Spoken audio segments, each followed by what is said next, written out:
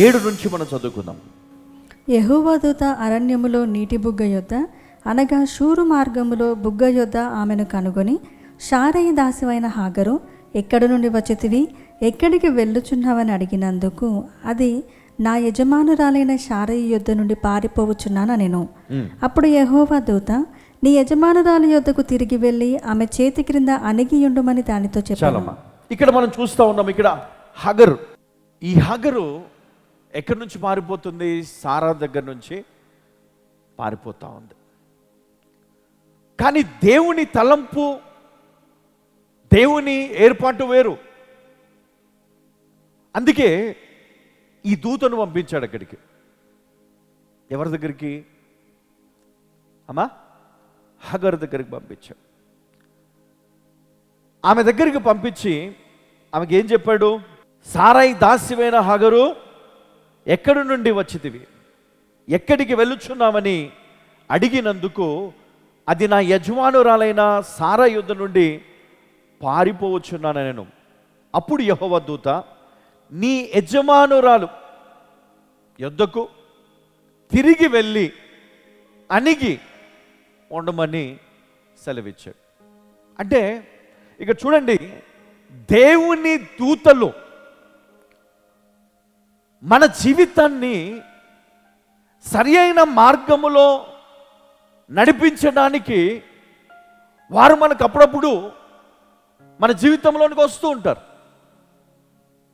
మనం వాళ్ళ మాట లెక్క చేయం, వాళ్ళ గురించి ఆలోచన చేయం.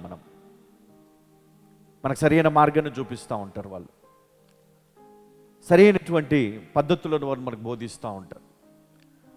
అయితే ఇక్కడ మనం చూస్తున్నాం, ఈ సొదొమ నాశనము కాక మునుపు లోతునకు, మనం 19వ అధ్యాయంలో మనం ఇప్పటిదాకా చూసుకున్నాం. మనం ముందు లోతుకు కలిశారు, అబ్రహాంని కలిశారు, మాట్లాడారు, జరగబోయే వాటి గురించి చెప్పారు, జరుగుతున్నటువంటి పరిస్థితిని కూడా వివరించారు. అయితే ఈరోజు ఇందులో నుంచి మనం ఏమి నేర్చుకోవాలి అంటే, మన ప్రస్తుతం మన జీవితంలో మనకున్నటువంటి మన పోరాటంలో అనేకమైనటువంటి అడ్డు గోడలు మనకున్నాయి. అందుకే ఈరోజు ప్రతి ఒక్క వ్యక్తిలో బాధ, ప్రతి ఒక్క వ్యక్తికి వేదన, ప్రతి ఒక్క వ్యక్తిలో వ్యాధి, లేమి, భయము, ఇవి మన ఆత్మీయ జీవితాన్ని బలపరచకుండా బలహీనపరుస్తూ ఉంటాయి. చూడండి, అనారోగ్యం ఉందనుకోండి, ప్రార్థన చేస్తారా?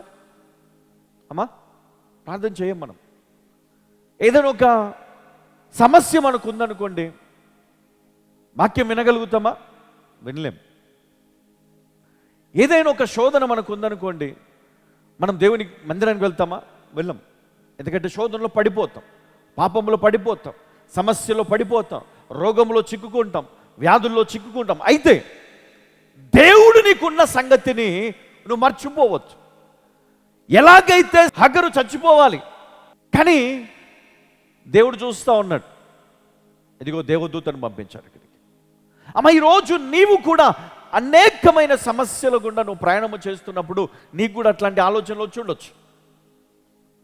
అవి చాలాసార్లు మరి నాకు అనిపించింది, నేను కూడా అనుకున్నాను. కానీ దేవుని చిత్తం అది కాదు, దేవుని ఏర్పాటు అది కాదు.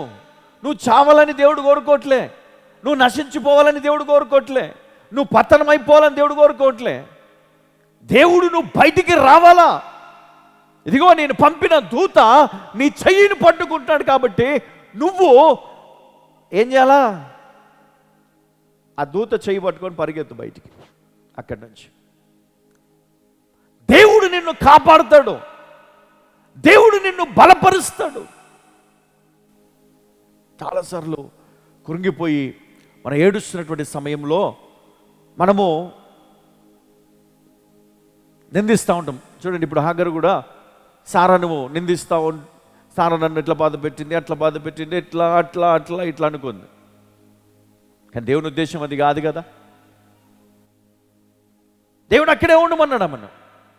ఉన్నందుకు దేవుడు ఆమె కుమారునికి, అంటే దేవుడు అబ్రహాముకి ఇచ్చిన వాగ్దానము, అదేవిధంగా హగ్గరుకు ఇదిగో ఈ సత్యాన్ని తెలియజేశాడు, ఇదిగో నీ కుమారుని కూడా గొప్ప జనముగా నేను చేస్తాను.